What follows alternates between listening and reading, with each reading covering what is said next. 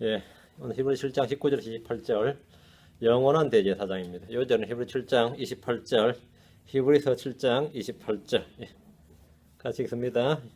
율법은 연약함을 가진 사람들을 대제사장으로 삼거니와 율법이 있은 뒤에 하신 맹세의 말씀은 영원 뭉토록 거룩히 구분된 아들을 대제사장으로 삼느니라. 예, 영원한 대제사장입니다. 영원한 대제사장. 잠깐 기도합니다. 예. 오늘 영원한 대제사장이라는 주제로 말씀을 공부하겠습니다. 히브리서 7장은 멜기세덱의 계통에 따른 대제사장에 대해서 성경의 증언을 제시하면서 율법에 따라 제사장이 된 사람이 아니라 다른 제사장이 있다. 율법에 따른 제사장, 레위 제사장 체계, 레위 제사장이 아닌 다른 제사장이 또 성경에 증언되어 있다. 이것을 지금 말하고 있습니다. 율법에 따른 제사장은 아론의 계통 레위 계열의 제사장입니다. 율법은 연약한 사람을 제사장으로 삼습니다. 레위의 제사장 체계를 통해서는 완전함이 올 수 없습니다. 레위의 제사장 체계는 완전함이 올 수 없다. 주님은 율법에 따르지 않고 맹세의 말씀에 따른 다른 제사장을 세우셨는데 제사장 체계는 고로 변했다. 레위 제사장 체계에서 멜기세덱 계통에 따른 제사장 체계, 제사장 체계는 변했고 고로 율법도 변하는 것이 마땅합니다. 주님은 율법을 폐하러 오신 것이 아니라 완성하러 오셨기에 그 율법이 완성됨으로써 앞서 나가던 명령은 그것의 연약함과 무익함으로 인하여 진실로 폐하여졌습니다. 진실로 폐하여졌다. 레기티스가 뉴월드입니다. 레위 제사장 체계는 더 이상 유효하지 않다. 동물 제사장, 동물 희생물, 동물로 드린 희생제, 피의 희생 이런 것들도 다 유효하지 않습니다.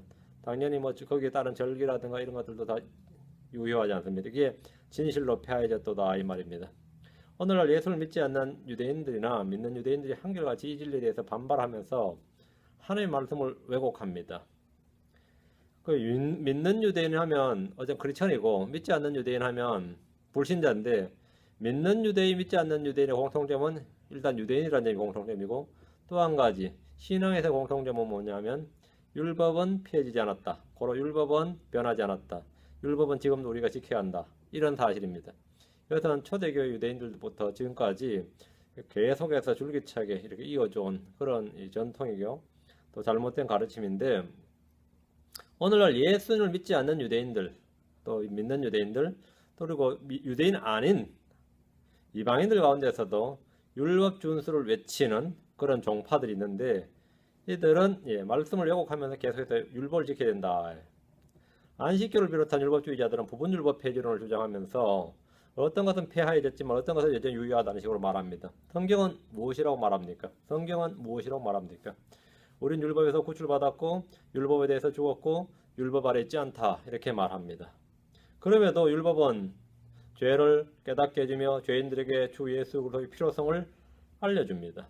율법은 영적인 것이고 선한 것입니다. 자, 율법은 영적이고 선한 것이다.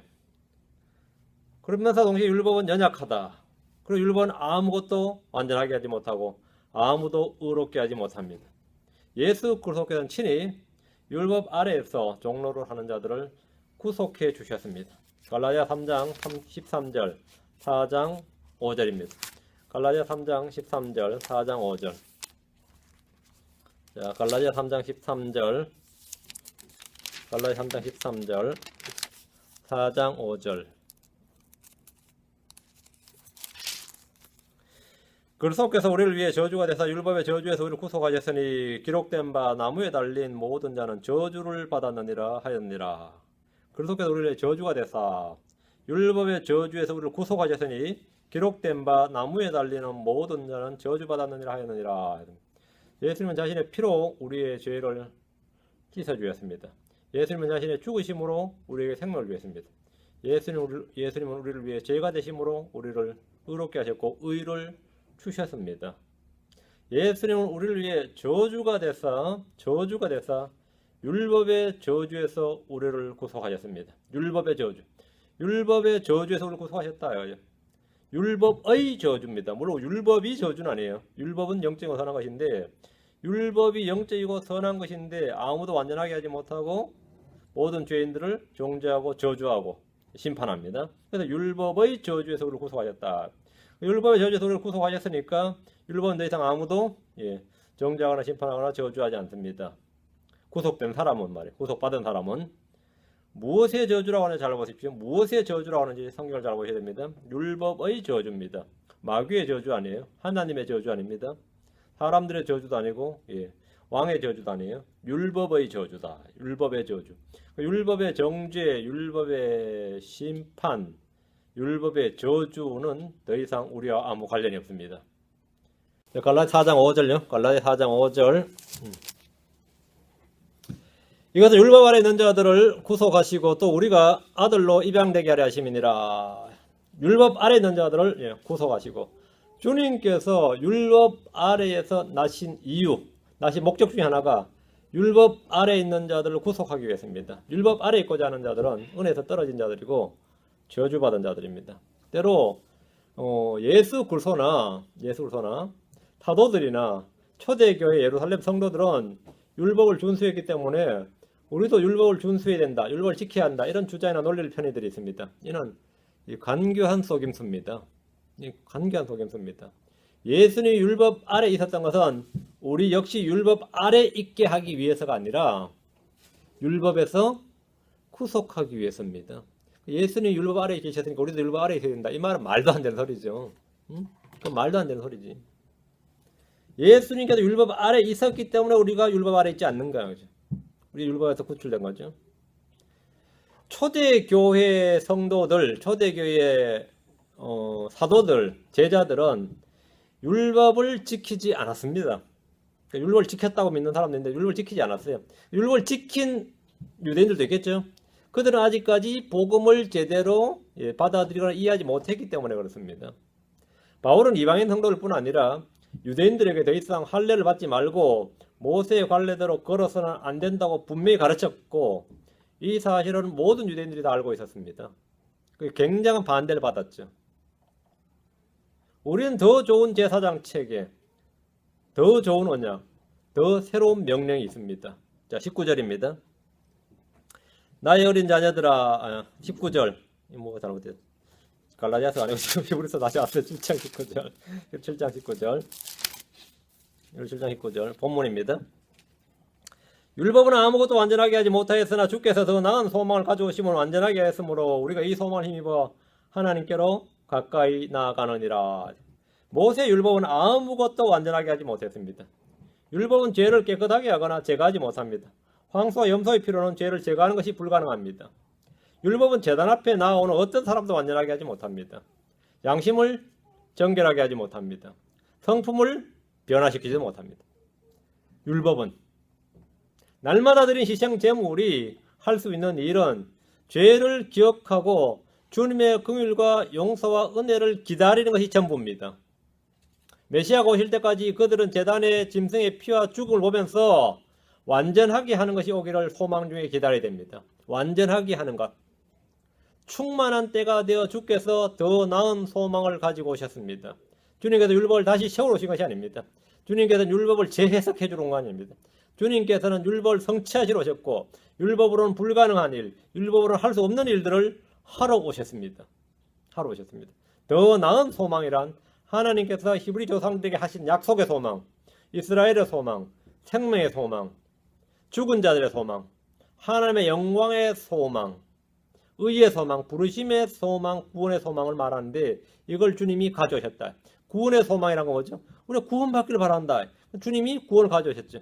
부활의, 죽은 자들의 소망이 뭐죠? 부활이죠. 주님이 부활을 가져오셨단 말이죠. 이스라엘의 소망 뭐죠? 이스라엘 회복, 이스라엘 하늘 왕국을 세워진 거죠. 주님이 회개하라 하늘 왕국 가까이 왔느니라. 하늘 왕국을 가져오셨어요. 물론 이스라엘 거부했지만 생명의 소망은 주님이 영원한 생명을 가져오셨단 말이죠. 약속을 계속해서 조상들이 하신 약속을 기다렸는데 주님이 그 약속의 소망, 그 약속의 성취를 가져오셨다 이거예요.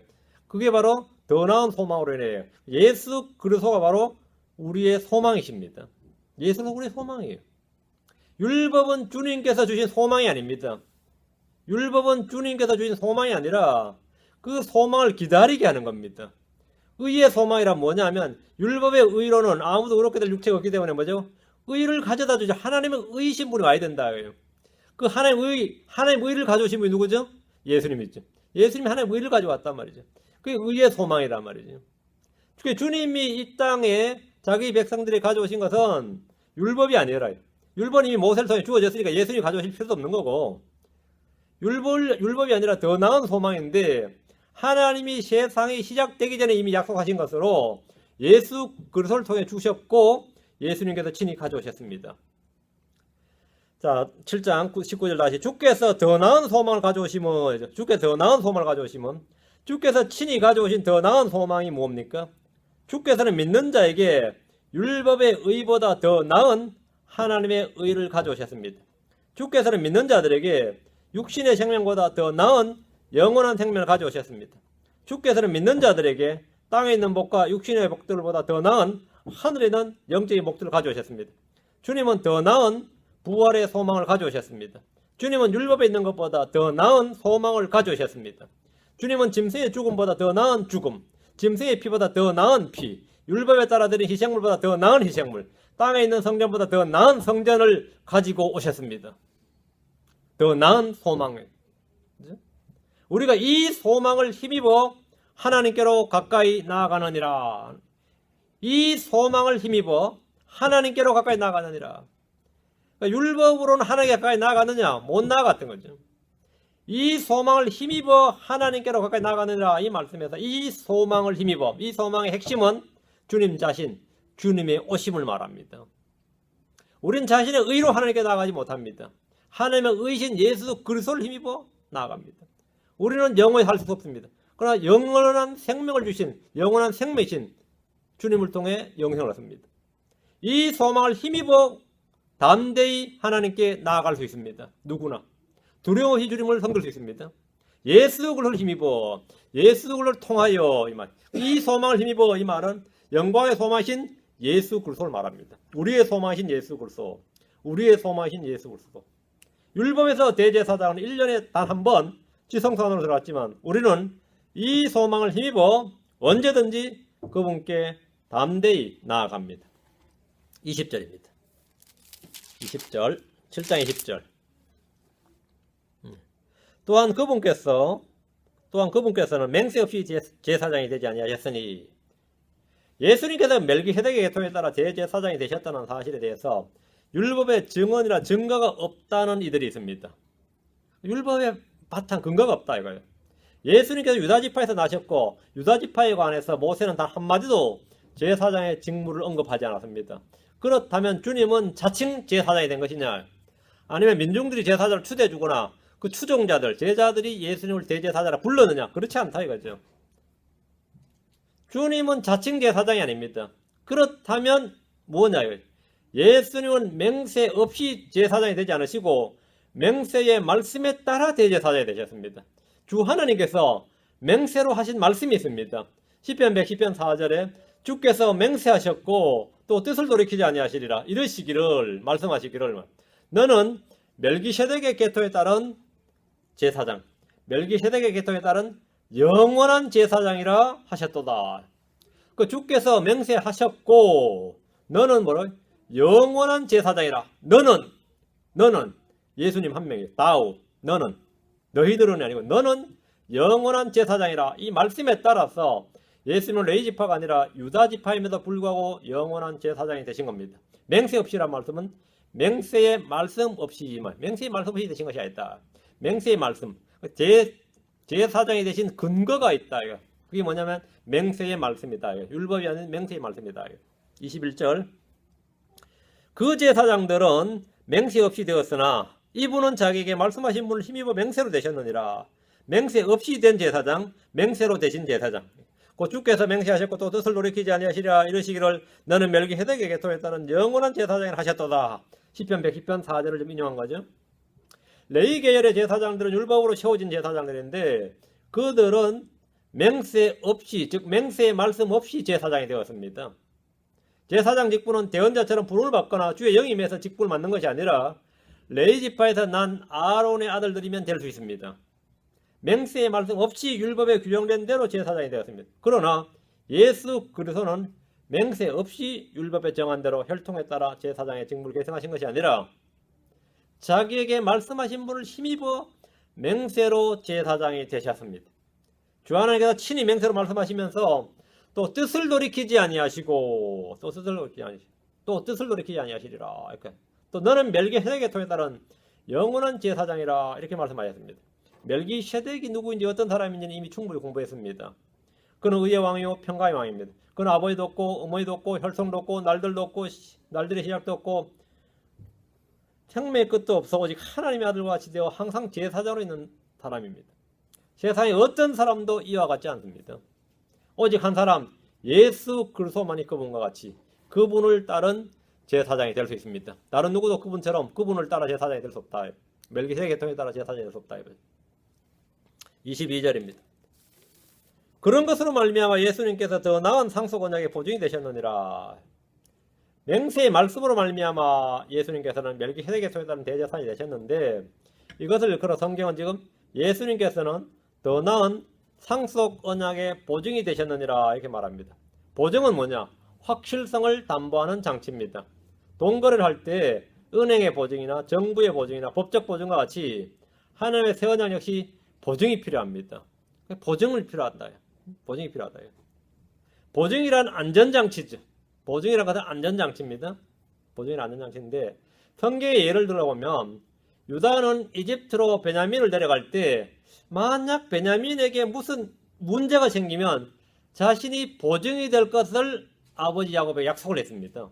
유다는 베냐민이 포로가 되거나 종이 되거나 죽임을 당하게 된다면 자신이 베냐민 대신 포로가 되고 종이 되고 죽겠다는 겁니다. 자신이 대신. 그렇게 그게 보증이에요. 유다는 베냐민의 보증이 되었습니다. 실제로 베냐민을 요셉이 딱 잡아둘 때 뭐였어요? 자신이 대신 보증이 되기로 했으니까 자신이 여기 포로가 되겠다, 종이 되겠다 이렇게. 그게 보증이에요. 이와 같이 예수님은 새 언약에 뭐가 되셨다? 보증이 되셨다. 이게 그냥 새 언약인데 뭘로 보증이 되었냐? 이거 뭐가 보증이냐면 예수님이 바로 보증이 되신다. 이거. 예수는 우리를 대신해서 죽으셨고 우리의 구원의 영원한 안전을 책임지는 보증이 되셨습니다. 맹세의 말씀으로 대제사장이 된 예수님은 더 나은 상속 언약, 새 언약 신약이죠. 더 나은 상속 언약의 보증이 되셨습니다. 보증이 되셨습니다. 하나님 우리의 구원, 우리가 하나님의 자녀라는 사실에 대해서 성령을 보증으로 주셨습니다. 만약 크리스천이라고 하는 사람이 이 보증이 없다면 계약서는 받았는데 사인이 안 돼 있는 거예요. 계약서에 서명이 없는 것과 같습니다. 고린도서 1장 22절, 5장 5절, 에베소 1장 14절, 고린도서 1장 22절, 5장 5절, 고린도후서 1장 22절,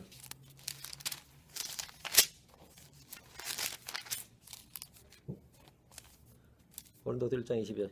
그분께서 또한 우리를 봉인하시고 우리 마음속에 성령을 뭘 주셨다? 보증으로 주셨느니라. 성령을 보증으로 주셨느니라. 하나님께서 우리 마음속에 성령을 보증으로 주셨습니다. 성령을 통해 우리는 하나님의 전인 것과 그분의 자녀가 된 것임을 확신할 수 있고 우리가 그분의 양자 되었음을, 아들 되었음을 확신할 수 있습니다. 이것은 하나님이 주신 보증이다 말이에요. 하나님이 주신 보증이기 때문입니다. 하나님께서 아무런 증거도 뭐도 없이 우리를 구원받았다고 말하지 않습니다. 그냥 내 말만 믿어. 그게 아니라 보증을 주셨어요. 보증을 주셨다. 증거를 주셨다고요. 오늘도 5장 5절. 5장 5절. 그런데 바로 그 일을 위하여 우리를 다듬으시고 또한 우리에게 성령을 뭘로 주셨다? 보증으로 주신 분은 하나님이시니라. 성령을 보증으로 주셨다. 우리에게 성령을 보증으로 주신 분은 하나님이십니다. 교회가 준 것이 아닙니다. 신학대학에서 주는 학위가 보증이 되지 않습니다. 안수를 받았다는 사실이 보증이 되지 않습니다. 하나님이 주신 보증은 성령님입니다. 성령이 보증입니다. 성령을 보증으로 주신 분은 누굽니까? 하나님이십니다. 에베소 1장 14절. 에베소 1장 14절.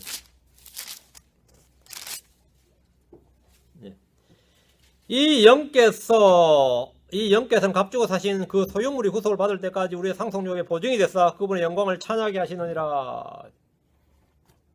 성령께서 우리 상속 유업의 보증이 되셨다. 상속력의 보증이 되셨습니다.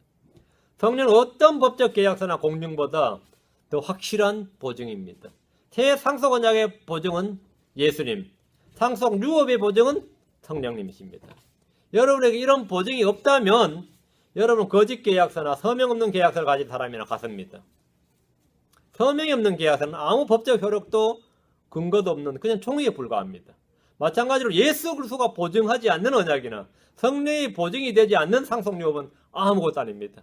내가 만약 그것이 없다면 그냥 교회 다니는 사람입니다. 그냥 교회 다니는 사람이에요. 그 사람 구원받은 사람도 아니고 하나님의 자녀도 아니에요. 그냥 교회 다니는 사람이에요. 그러니까 주님 우리 속에 성령을 보증을 주셨고 내가 새 상속 언약의 보증은 예수님 자신이다. 예수님 자신이다. 다시 히브리서 갑니다. 7장 2, 3절. 히브리 7장 2, 3절. 그들이 참으로 다수의 제사장이었던 것은 죽음으로 인해 그들이 항상 있지 못하였기 때문이로되 율법은 연약한 사람을 대제사장으로 삼았기 때문에 다수의 제사장이 있었습니다. 사람 늙고 병들고 죽기 때문입니다.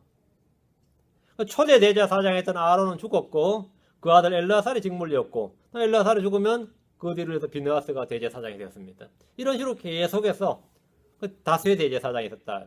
그들이 참으로 다수의 제사장이었던 것은 이 말씀은 율법으로 세워진 제사장들의 연약함과 한계를 말합니다. 멜기세덱의 계통에 따른 제사장은 다수의 제사장이 아니라 한 명, 단 한 분뿐입니다. 예수는 죽지 않고 영원히 살아계시기 때문입니다. 24절. 이 사람은 항상 계심으로 변할 수 없는 제사장 직분을 소유하였느니라. 이 사람은 항상 계심으로 제사장이 바뀔 필요도 없는 것이고 그렇죠? 항상 계심으로 이 사람 예수 그리스도는 항상 계심으로 변할 수 없는 제사장 직분을 가지셨고 영원한 제사장이십니다. 예수님은 자신의 피를 흘리고 하늘의 성소로 들어가셨고 참성막에서 섬기고 계십니다. 예수님은 지금도 우리를 위해 중보하고 계시며 자신에게 나오는 모든 자를 구원하십니다. 유대의 레위 제사장 체계는 변했고 폐해졌습니다. 로마 캐톨릭을 비롯한 제사장, 자기 종교마다 제사장 있다. 프리스트, 사제들이라고 하나요? 로마 캐톨릭의 제사장 체계는 모조품이고 거짓입니다. 유대교의 지금 유대인들의 제사장, 유대 제사장 체계는 뭐라고요? 변했고 폐해졌다고요. 로마 캐톨릭의 제사장 체계는 그건 모조품이고 그건 가짜고요. 크리스천의 제사장 체계는 영적 제사장 체계죠. 대제사장인 예수 그리스도를 따라서 세워진 것인데 우리는 영적 희생물을 드리는 영적 제사장이고 예수 그리스도 우리를 구원하신 예수 그리스도의 덕을 찬양하고 전달하는 왕가의 제사장입니다. 그런데 우리는 천연왕국에서는 실제로 왕가 제사장이 됩니다. 25절.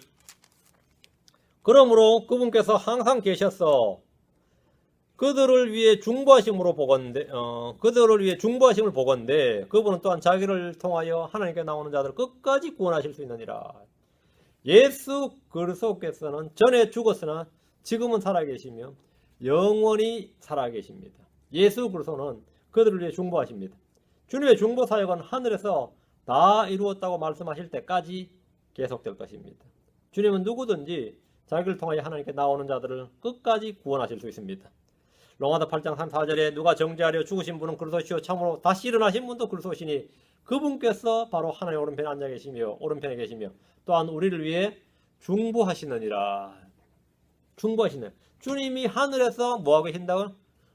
대제사장 직무를 수행하고 계신다 이 말입니다. 우리가 중보하고 계시느니라. 주 예수 그리스도의 중보 사역은 하늘에서 주님의 현재적인 직무고 직분입니다. 사역이다. 주님은 지금 놀고 계신 것이 아닙니다. 주무시고 계신 것도 아니고 부활하셔서 승천하신 주님은 하늘에서 쉬지 않고 우리를 위해 일하고 계십니다. 우리를 일하고 계신다. 끝까지 구원하실 분, 나오는 자를 끝까지 구원하실 수 있느니라 했는데 이 끝까지란 말은 히브리서에서 인생의 끝을 말한 것이 아니라 항상 이 세상의 끝을 말합니다. 크리스천들에게는 부활과 휴거의 때까지고 환난 성도들에게는 7째 나팔 소리가 날 때까지 그분께서 그들을 위해 중보하심을 보건대 라는 말씀은 죽은 성인들의 중보나 성모 마리아가 중보한다는 캐톨릭 교리가 완전히 가짜다 이걸 알 수 있는 거죠.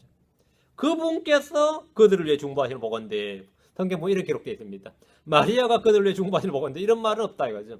죽은 성인들이 그들을 위해 중보 이런 것도 없어요. 아무도 중보 안 합니다. 아무도 중보 안 합니다. 예수 그리스도만이 유일한 중보자십니다. 예수 그리스도만 유일한 중보자입니다. 우리를 위해 하늘에서 중보하시는 분은 주 예수 그리스도이시지 그 누구도 아닙니다. 우리 속에서 우리를 위해 항상 중보하시는 분은 성령님이십니다. 하늘에서 중보하시는 분은 예수님이시고 우리 속에서 중보하시는 분은 성령님이시다. 26절입니다. 이러한 대제사장께서 우리에게 합당한 분이셨으니 곧 그분은 거룩하시고 해가 없으시고 더러움이 없으시고 죄인들로부터 분리되시고 하늘들보다 더 높이 되셨느니라. 이러한 대제사장, 어떤 대제사장? 율법에 따라 세워진 제사장이 아니라 하나님께서 자신의 맹세의 말씀으로 세우신 제사장, 더 나은 상속원장의 보증이 되신 제사장, 다수의 제사장 중에 하나가 아니라 유일한 제사장, 죽음으로 직무가 끝나는 제사장이 아니라 영원한 제사장, 땅에 있는 제사장이 아니라 하늘에 있는 제사장, 항상 살아계셔서 그들을 위해 중보하시는 제사장, 자기를 통하여 하나님께 나오는 자들을 끝까지 구원하실 수 있는 제사장, 변할 수 없는 제사장 직분을 소유하신 제사장. 그 말이 이러한 대제사장입니다. 이러한 대제사장의 의미가 바로 이겁니다. 이러한 대제사장께서는 우리에게 합당한 분이시다. 우리에게 가치 있는 분이시다. 우리에게 합당한 분이시다. 레위 계열의 제사장은 우리에게 합당하지 않습니다. 무익하고 필요 없는 존재입니다. 무익하고 필요 없는 존재예요. 물론 그게 필요하다고 믿는 분들이 있지요. 그래서 제3성전 서기를 기다리는 사람도 있잖아요. 그거 굉장히 뭐 이렇게 기대하고 기다리고 뭐 시대의 징조인데 그거 아무것도 아닙니다. 그거 아무것도 아니에요. 그거는 그냥 관광지로나 쓸모있지, 관광 여행 상품으로 쓸모있지, 크리스천들에게 아무런 의미가 없습니다. 아무런 의미가 없어요. 어떤 교회에서 목사님 성지순례 보내주겠다고 이제 모금을 했는데 그 목사님이 앞에서 그 돈 다 모금되면은 그냥 달라고 자기 쓰겠다 그랬어요. 이스라엘 안 가고. 그 성도진 한 명이 굉장히 친이스라엘파, 거의 말하는 이제 메시아닉 같은 그런 사람이 있는데 너무 실망을 한 거야. 성지순례를 어떻게 안 갈 수가 있나 이렇게. 성지순례를 안 갈 수가 있나. 저는 모금해주면 당장 가죠. 한번 갔다 직접 한번 보면 좋죠. 근데 성지순례든지 아니면 거기 뭐 성전이 서 있든지 이스라엘 사람 만나서 뭐 라삐 이야기하는 좀 듣는데 그런 거 아무 의미 없습니다. 그게 거기 굉장히 큰 의미를 두는데 아무 의미 없어요. 뭐 성지순례 가서 뭐 요단 강물 떠왔다는 사람들은 뭐 갈릴리 물 떠왔다. 그게 의미가 있는 것 같아요. 그 실제로 흙을 파온 사람도 있거든요. 흙을 담아온 사람도 있어요. 제가 아는 분들 그런 이야기 몇 명 제가 그런 거 들었어요. 흙을 파왔다. 우리에게 합당하지 않는 제사, 그게 레위계의 제사장, 우리에게 합당하지 않아요. 이 미국에 누군데 그 사람이 사실인지는 모르겠는데 자칭인지 이스라엘 공적으로 인정한지 모르겠는데 아론의 직계 자손이라고 그러더라고요. 시카고 대학 무슨 교수인데 아론의 직계 자손인데 이 사람 예수를 믿는다 하더라고. 그런 사람은 아론의 직계 자손이니까 대제사장이죠. 지금 현재 율법에 따르면 자기는 예수를 믿는다. 뭐 그런 걸 제가 본 것 같아요. 근데 그 사람이 제사장이라면 어떻게 되죠? 우리에게 합당하지 않는 제사장이다 이 말이에요. 합당하지 않는 제사장이에요. 우리에게 합당한 분은 누구죠? 예수 그리스도예요. 멜기세덱 계열의 제사장, 맹세의 말씀으로 된 제사장, 영원한 제사장이 우리에게 합당한 제사장입니다. 이와 다른 제사장은 아론의 직계 자손이든 뭐든 상관없이 우리에겐 부적합한 합당하지 않는 부적합한 제사장입니다. 우리에게는 대제사장은 어떤 분이시는가? 26절에 5가지 특징이 나오는데 26절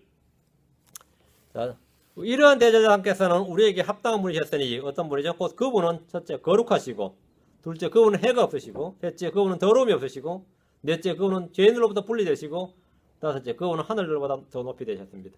이러한 대제사장이 우리에게 합당합니다. 거룩하시고 해가 없으시고 더러움이 없으시고 죄인들로부터 분리되시고 하늘들보다 더 높이 되셨다. 이 외에도 우리의 대제사장은 우리를 위해 중보하시고 우리를 위해 자신을 희생물로 드리셨습니다. 우리의 대제사장은 연약함이 없습니다. 우리의 대제사장은 누구든지 자신에게 나오는 자를 끝까지 구원하실 수 있습니다. 이러한 대제사장이 우리에게 합당한 분입니다. 27절 그분께서는 저 대제사장들과 같이 먼저 자기의 죄들로 인하여 날마다 희생물을 드리고 그 다음에 백성의 죄들로 인하여 희생물을 드릴 필요가 없으시니 이는 그분께서 친히 자신을 드리실 때에 이 일을 단 한 번에 행하셨기 때문이라. 저 대제사장들은 할 때 저 대제사장들은 레위 계열의 제사장들입니다. 그들은 먼저 자기의 죄들로 인하여 날마다 희생물을 드리고 그 다음에 백성의 죄들로 인하여 희생물을 드렸습니다. 그러나 그분께서는, 예수님께서는 그럴 필요가 없습니다.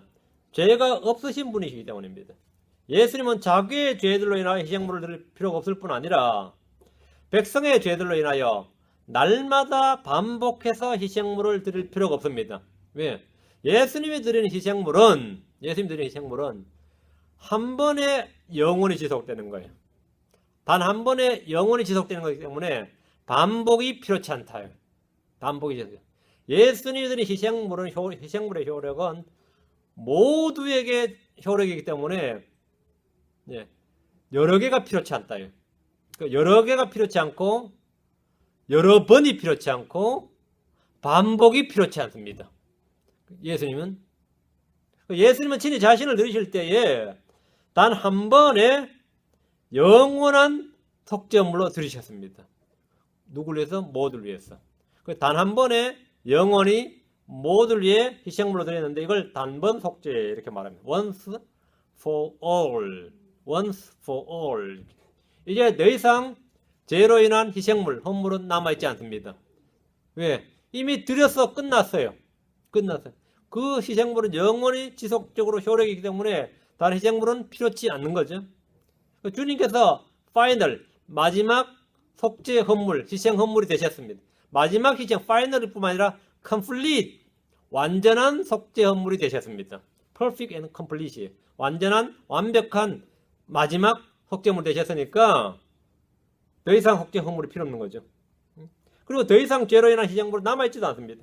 십자가에서 흘린 예수님의 피의 효력은 일시적이지 않습니다. 그분의 죽으심으로 드려진 몸은 유효기간이 없습니다. 지금 27절 다시 보면 자신을 드리실 때에 주님은 황소와 염소의 피를 드린 것이 아닙니다. 주님은 땅에서 난 곡물을 드린 것이 아닙니다. 그렇다고 뭐 황금덩어리 드린 것도 아니에요. 주님은 더 나은 희생물을 드리셨습니다. 주님은 친히 자신을 희생물로 향기로운 헌물로 드리심으로써 율법의 요구를 충족시키셨고 속죄제를 완성하셨습니다. 죄로 인한 속죄물은 더 이상 없습니다. 28절 율법은 연약함을 가진 사람들을 대제사장으로 삼거니와 율법이 있은 뒤에 하신 맹세의 말씀은 영원 뭉토로 거룩히 구분된 아들을 대제사장으로 삼느니라. 이 말씀은 히브리서 7장의 전체 결론입니다. 율법은 연약함을 가진 사람들, 즉 레위지파의 사람들을 대제사장으로 삼았습니다. 맹세의 말씀은 율법이 있은 뒤에 다시 입을 통해 시편에서 주어졌는데 대조가 되죠. 율법과 맹세의 말씀, 레위지파의 대제사장들과 멜기세덱계서의 다른 대제사장, 맹세의 말씀 율법이 다르다 이거죠. 이렇게 다르다. 그리고 레위지파의 대제사장과 멜기세덱계서의 다른 대제사장 완전히 다른 거죠. 이건 뭐 도저히 같을 수가 없는 거죠. 그 맹세의 말씀은 영원 뭉토로 거룩히 구분된 아들을 대제사장으로 삼느니라. 아들을. 맹세의 말씀은 율법이 주어진 후에 몇백 년 뒤에 주어졌죠. 몇백 년 뒤에. 그 BC 1500년경에 모세니까 BC 1000년경에 다윗이잖아요. 그 약 500년 뒤란 말이죠. 성경은 율법을 다 기준으로 놨을 때 구약에서 율법을 다 기준으로 할 때 율법 이전에, 율법보다 430년 이전에 주어진 약속의 말씀이 있어요. 그게 아브라함이 주신 언약이죠. 아브라함이 주신 약속의 말씀. 그 약속의 말씀이 있고 율법이 있는데 약속의 말씀과 율법은 뭐죠? 약속의 말씀이 위에 있어요. 그 약속의 말씀이 있은 지 430년 뒤에 있는 율법이 약속의 말씀에 위배될 수 있어요? 없어요? 없다 말이죠. 무효시킬 수가 없다 말이죠. 그죠? 그리고 율법이 있은 뒤에 약 500년 뒤에 주어진 맹세의 말씀이 있어요. 그러면 먼저 있었던 율법이 뒤에 있는 맹세의 말씀을 무효화시키거나 이게 폐할 수 있느냐? 없다는 거죠. 율법 중심으로 앞에 약속의 말씀, 아브라함이 주신 약속의 말씀이 있고 율법 중심으로 뒤에 다윗을 통해 주어진 맹세의 말씀이 있습니다. 맹세의 말씀이 있어요. 이 율법과 상관없이 진짜 우리에게 주어진 중요한 것은 율법 이전에 주어진 약속의 말씀과 율법 이후에 주어진 뭐죠? 맹세의 말씀인 거죠. 그러니까 율법은 우리하고 뭐가 없는 거죠? 별 상관이 없는 거죠. 그리스도인들에게. 그런데 계속해서 율법을 따지는 사람들은 뭐가 된 거죠? 율법을 따지는 사람들은 율법의 저주에서 벗어날 수가 없고 여전히 율법 아래 살게 되는 거죠. 율법을 하게 된 거죠. 맹세의 말씀은 영원 봉처로 거룩히 구분된 아들을 대제사장으로 삼으셨는데, 그래서 제사장 체계가 변화해선즉 율법도 변한 것이 마땅하니라. 백성들은 뭐라고요? 이 제사장 체계 아래서 율법을 받았다 말이죠.